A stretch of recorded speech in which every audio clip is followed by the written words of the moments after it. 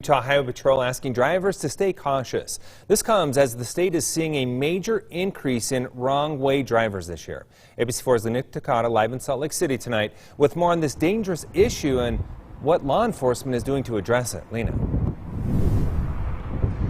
Glenn, Utah Highway Patrol creating a wrong-way driver task force to learn about wrong-way driving, where it's happening, and to find solutions to this growing problem.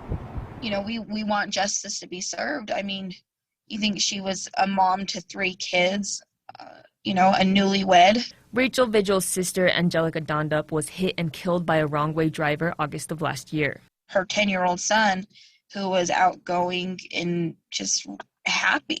This little boy doesn't even smile no more. So for Vigil, even seeing accidents can be traumatic. There was an accident in the same exact area where she had her accident on the highway, and I had to pull over because it sent me into a panic attack, and it took me back to a place where I didn't want to be. This year, there have been 2 fatalities on Utah highways due to accidents involving wrong-way drivers, according to Sergeant Cameron Roden of Utah Highway Patrol. Over the last little while, we have seen an increase of these events happening.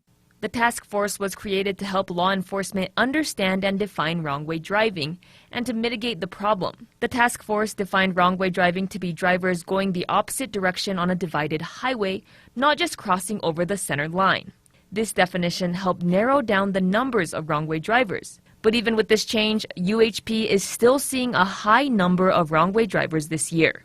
So far this year, Utah Highway Patrol has handled 12 wrong-way driving crashes, whereas statewide we're sitting at 14. Sergeant Roden says finding the magnitude of the problem was the first step. The task force will now move forward to find solutions to mitigate the number of wrong-way drivers. If we keep at the pace that we're at, we're definitely going to well outdo the prior years.